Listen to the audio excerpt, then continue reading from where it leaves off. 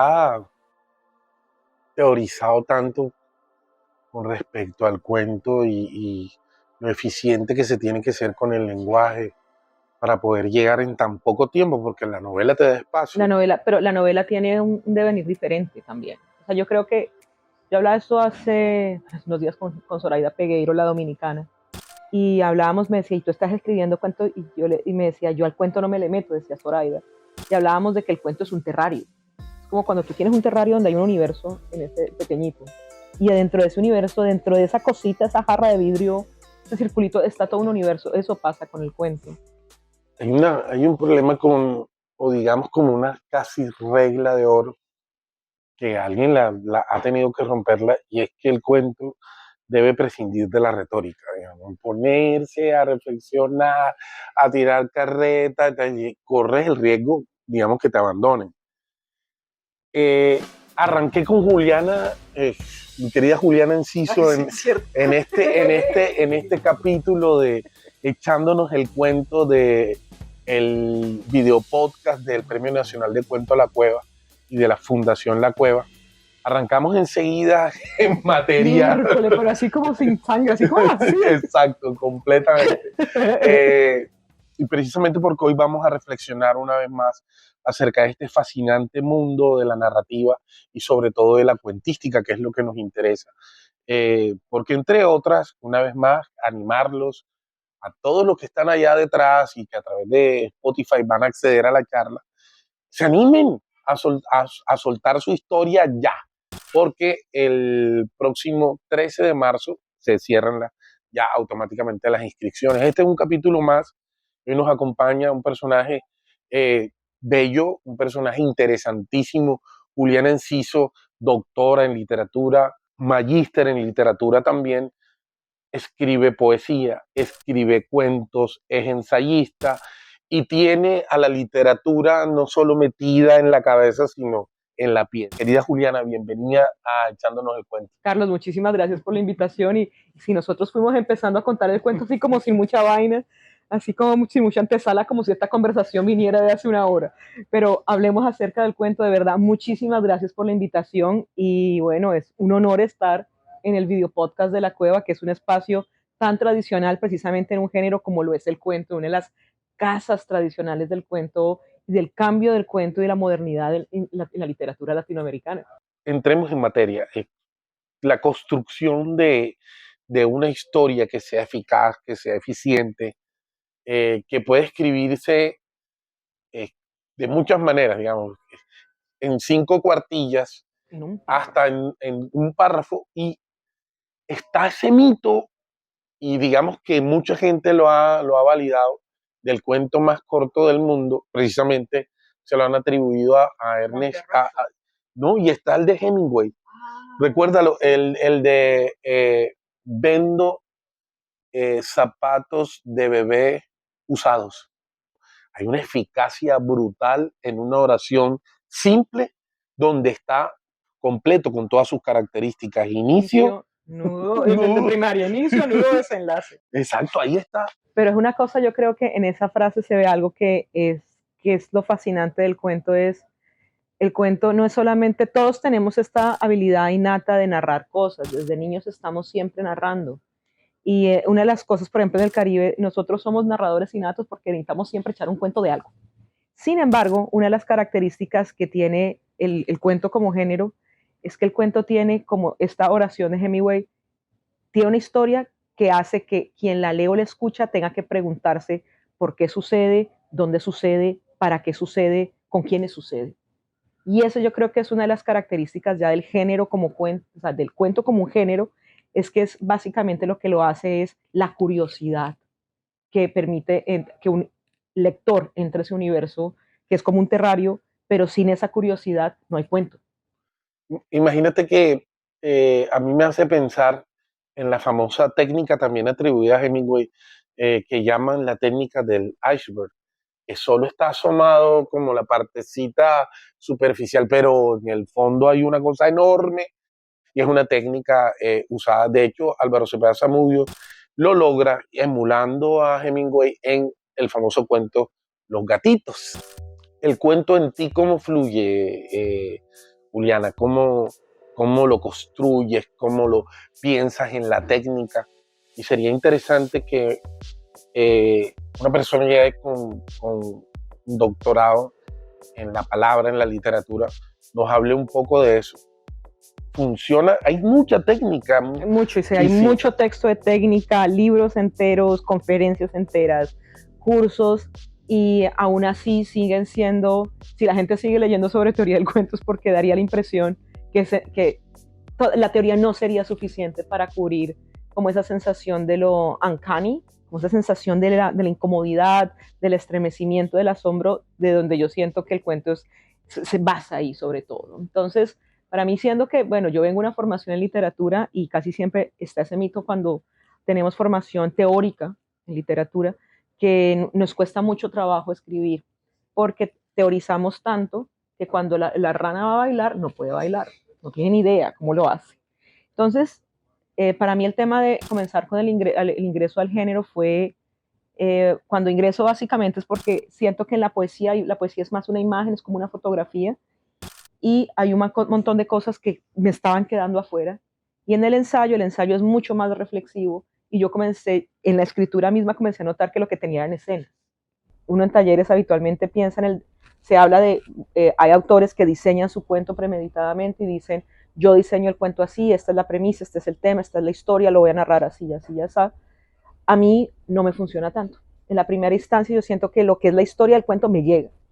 Entonces, por ejemplo, estoy sentada en un aeropuerto, veo una situación, una imagen, hay una mujer sentada en las piernas de un hombre, después comienzo a verlo y la mujer tiene la misma nariz del hombre, pero la mujer no es tan mayor como yo la imaginaba, sino que pues una chica de 13, 14 años, sentada en las piernas de este hombre que se va y se mueve muchísimo. Entonces, por ejemplo, esa situación que pasa en un aeropuerto, en un muelle de entrada, te da una historia. ¿Quién es la hija? ¿Quién es ella? ¿Están relacionados? ¿Son familiares? ¿Qué tipo de relación está con ellos? ¿Qué es la situación que está pasando? Podemos hablar de una situación que están ahí en el aeropuerto, pero ¿qué pasa debajo de eso? Y ahí es para mí cuando comienzan a llegar las historias. Ahí es cuando para mí el cuento llega, que es ese registro de algo que yo no puedo explicar, pero que a partir la historia misma te va contando y los mismos personajes te van contando qué es lo que hay ahí, que es de esa aparente situación, qué es lo que está en el fondo. Para mí es como me casan los cuentos. Y ya después llega ese largo proceso de edición, corrección, de yo ya comienzo con el diseño. ¿Cómo es esa arquitectura tuya? Ya tú nos das un inicio, pero cuando hablaste cuando te sueltas a escribir, ya vienen otros elementos, otras cosas a la hora de sentarte y tal, corrección y demás, pero ¿cómo es esa arquitectura? ¿Tú entras como a ese lugar a oscuras con o sin lámpara?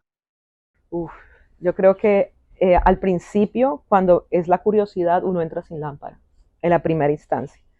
En ese aspecto creo que soy muy visceral de sigo algo que no puedo ver.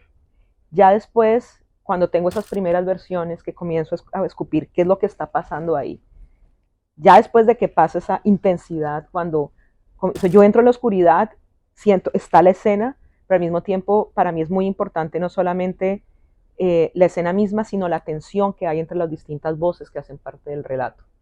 Entonces, a veces hay voces que hablan, hay otras voces que simplemente son gestos, son lo que no se puede decir, es esa cosa de lo intraducible, lo que no se dice, pero que hace que los personajes y la que estén alrededor de algo que ellos mismos les cuesta trabajo definir. Entonces, creo que ahí viene mucho más por el gusto.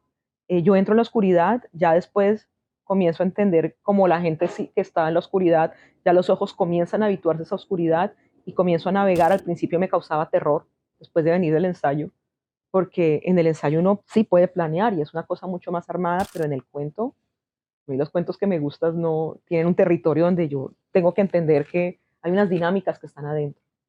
Hay una pregunta obligada que algunas personas me dirán, eso no se debe ni siquiera preguntar, pero me interesa porque sé que tú has ahondado en el tema, lo has revisado y vamos a meternos en el tema de género.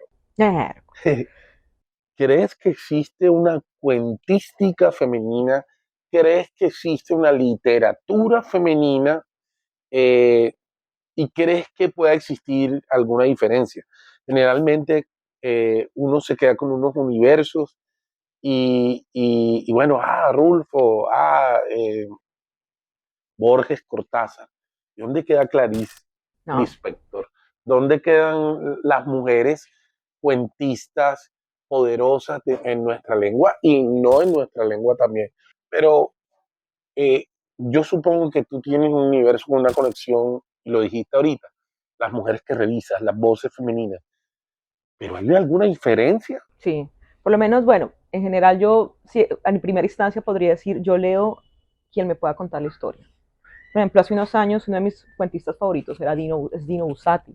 Dino Buzzati escribe El desierto de los tártaros, es un escritor del 50, 60 aproximadamente, italiano, y me gustaba esta cosa, es marcado todavía por el surrealismo, este tema del absurdo que tú quedas como, what the heck.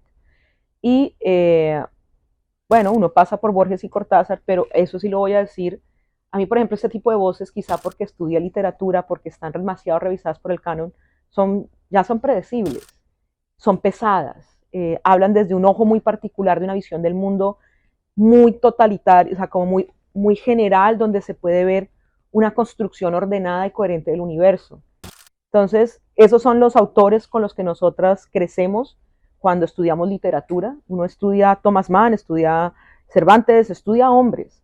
Pero en los últimos años, y fue por instinto, más que la causa feminista, yo comencé a sentir que había un registro de voces en lo masculino que yo me aburría profundamente. Para mí como escritora, como, es como esto, ¿me vas a explicar cómo se pone o sea, cómo se va a poner la llanta a un carro, coño? ¿Tú por qué me tienes que hacer eso? Eso no se hace. Y este tema de, nena, tú eres el lector, te voy a explicar cómo pasan las cosas. A mí personalmente como lectora hoy en día, ese tipo de escritores no me atraen. Pero cuando me meto con Shirley Jackson y esta señora me mete en un lugar que comienza a describir que todos se están preparando y ese lugar, la feria más importante del pueblo, y la gente está limpiando una caja y todos los niños se están arreglando. Y hay una cosa que yo no entiendo qué está pasando y voy a dañar el cuento, y es finalmente para entender que es un pueblo donde apedrean a una persona al año, que es totalmente violento. Y esa violencia está en la tensión. A mí me llaman más la atención ese tipo de historias, donde nadie me está explicando algo. Es muy peligroso como satanizar a un escritor por su genitalia, pero para mí eso ya es una relación personal. A mí me gustan los escritores que trabajan con la víscera.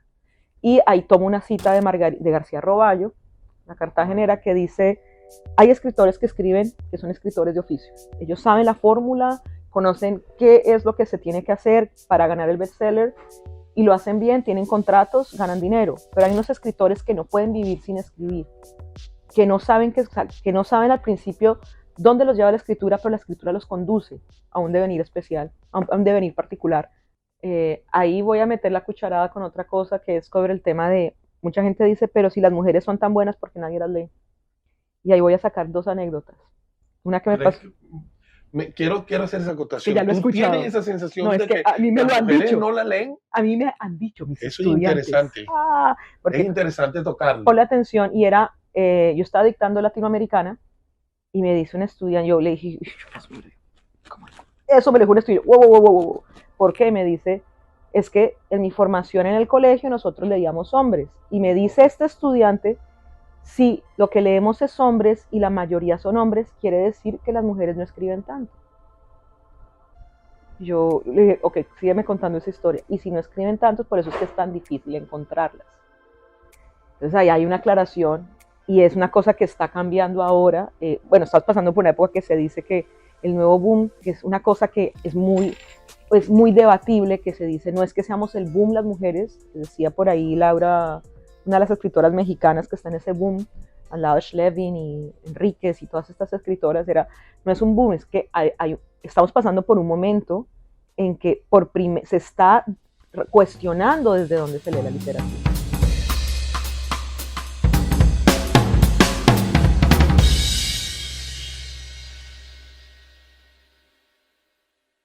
No, imagínate, el premio tiene cumple este año 12 años y solo han ganado 2 mujeres. Y eso cuenta mucho.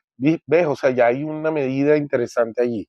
Y precisamente en los últimos tiempos. Entonces, yo pensaba un poco que la tercera ola del feminismo y las discusiones sociológicas que se están dando en este momento, eh, de alguna manera han generado eso. Claro, El atreverse, el enviar, el las tal. dos cosas, yo creo que es el atreverse, pero también quien lee.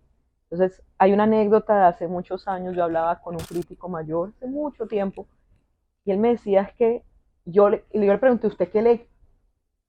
Estamos hablando, y dije, obviamente Borges. Ah, obviamente Borges. Pero chévere. ¿Por qué? Me dice, es que él habla de cosas serias, como Humberto Eco, y eso es universal. Eso es literatura. Yo, ok.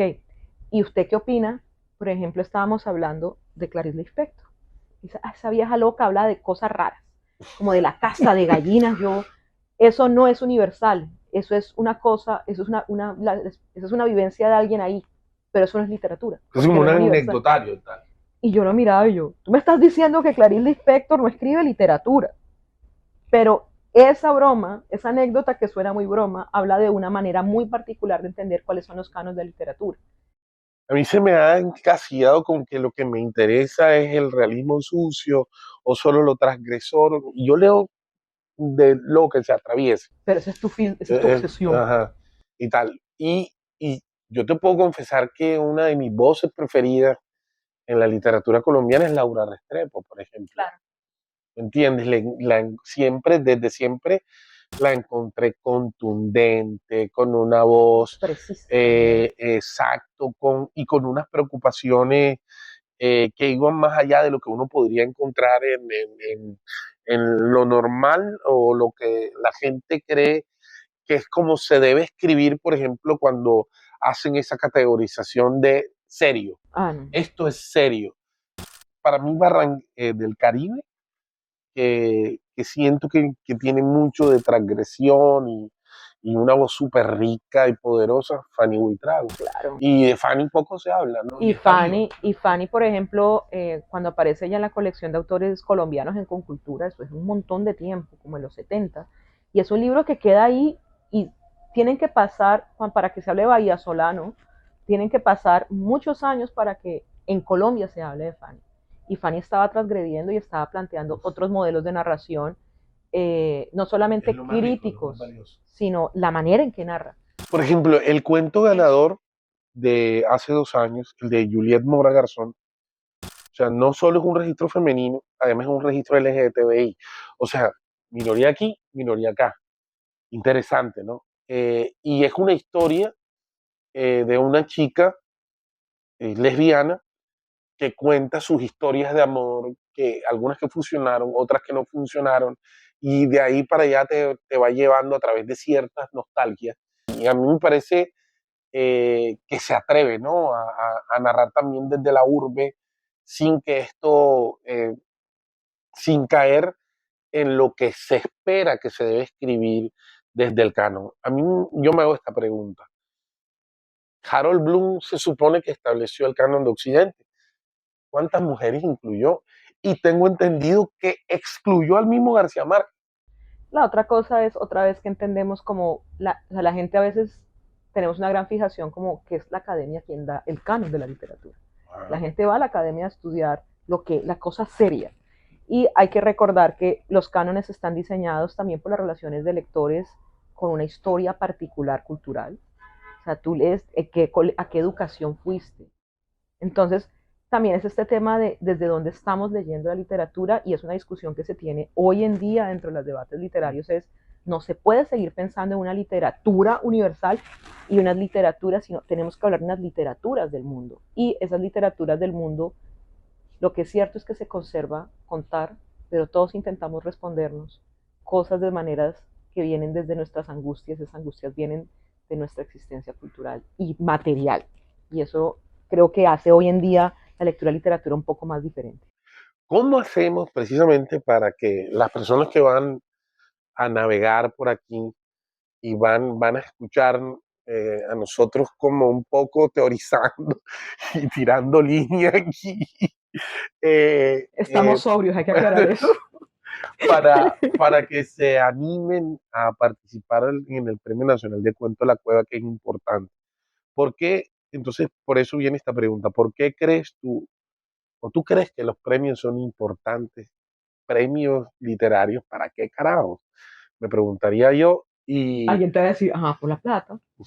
ajá, pues es una razón, una razón práctica. En la medida que te entre dinero, tienes Tienes la más tiempo para posibilidad escribir. para seguir escribiendo con Claro, tranquilidad obvio. sin que te acose el tengo que pagar la factura. Hay una cosa que sí creo no en los concursos. Por ejemplo, yo lo veo a nivel de la experiencia personal. Yo por muchos años no participaba en concursos. Me dediqué a estudiar y a trabajar en mis vainas y los borradores y borradores.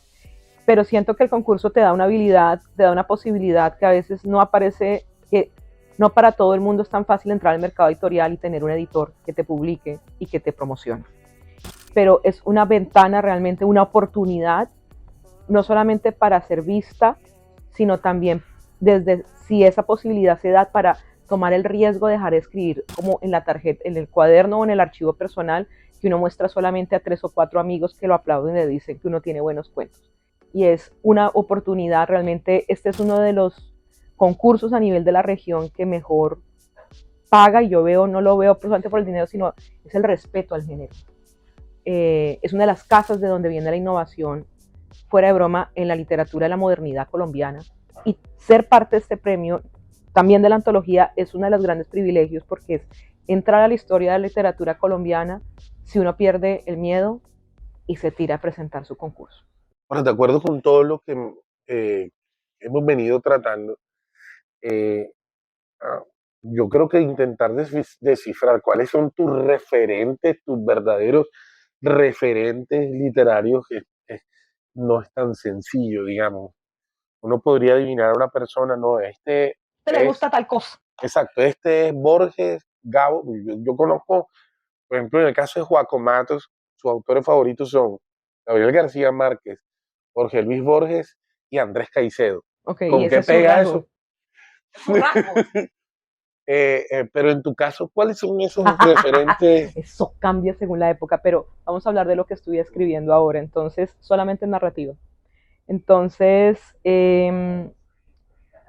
últimamente, o sea, de las escritoras que estoy leyendo, o sea, como gente que me hace ruido y que es obsesivo y que vuelvo al cuento y digo, wow, me gusta mucho lo que están haciendo las latinoamericanas. Entonces, me gusta mucho lo que hace Liliana Colanzi, por ejemplo, en cuento. Guadalupe Netel, mexicana. Me gusta mucho, por ejemplo, el registro de Vivian Gornick. No todos los libros de Vivian Gornick, curiosamente. Okay. Y, no sé por qué hiciste la salvedad, pero... No, porque eso lo está discutiendo ayer con otro amigo.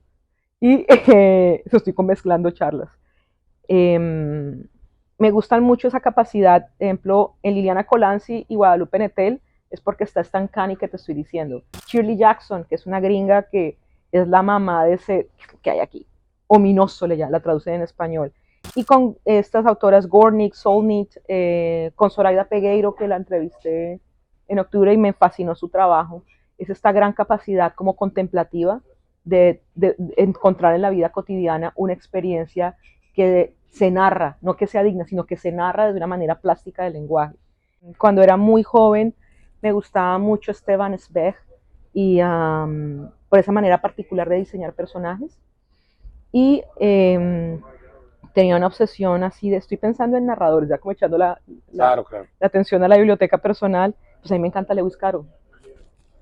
Y raro, pero Carol, yo sentiría como, después que uno conoce su historia, que hay que pensarlo de manera matemática. Es que esa cosa lógica es así como... Ajá. Bueno, a mí me gustaba Chejo cuando estaba más chiquitica. Turgeniev. Y, pero Chejo es obligado, en el cuento es como obligado. Pero hay un autor que me gusta mucho que se llama Slavomir Mrozek. No lo conozco. Raro, es un autor checo, raro, así extrañísimo. Pero imagínate, tú estás hablando que empiezas a leer desde los 7 años. O sea, es como, y lo dices, lo tienes tan interiorizado y resulta tan natural para ti. Estoy seguro que un montón de gente que está por allá te va a decir, ¿cómo me estás hablando tú de que ya estás leyendo literatura adulta, no sé qué, a los 7 años? Y eso es lo que se dice un poco de Borges también, que ya a esa edad incluso no solo estaba leyendo cosas de una profundidad y tal, sino que también escribía el cabrón. Y lo mismo No, Cortázar. va. No, a mí lo que me pasó fue como, a mí me pasa al revés, yo descubro la Ilíada y la Odisea ya más grande, o sea, las leía cuando era niña en la versión infantil, pero me parecen fascinantes, pero ya después de haber pasado por los rusos, decía, ¿cómo esta gente, cómo puede contar esto? Más con Odiseo, y yo creo que ese es el universo que uno va tejiendo, pero yo sí tengo esa fascinación, por ejemplo, a mí me encanta Leonora Carrington. Hombre, como se habrán dado cuenta, conversar con literatura con esta mujer es una cosa muy enriquecida, muy profunda y que podríamos durar días. Y estamos hablando solamente de narrativa, no estamos hablando de poesía hoy, ni de ensayo. Podríamos durar días. Ella es Juliana Enciso, nuestra invitada de hoy en Echándonos el Cuento. Eh, Bienvenida siempre a tu casa, Ay, Juliana. gracias, Carlos. Podríamos, si estos capítulos de los video podcasts permitieran horas y horas, no lo permite, podríamos hacerlo. Y estoy seguro que para los amantes de la literatura sería un gozo escucharte. Y nada, lo de siempre, despedirme una vez más, ya ustedes saben, esperamos conectarnos en un próximo capítulo y no le pierdan el rastro al Premio Nacional de Cuento La Cueva. No queda más que decirles que goodbye, arrivederci, sayonara, bye bye, hasta la vista, baby. There you go.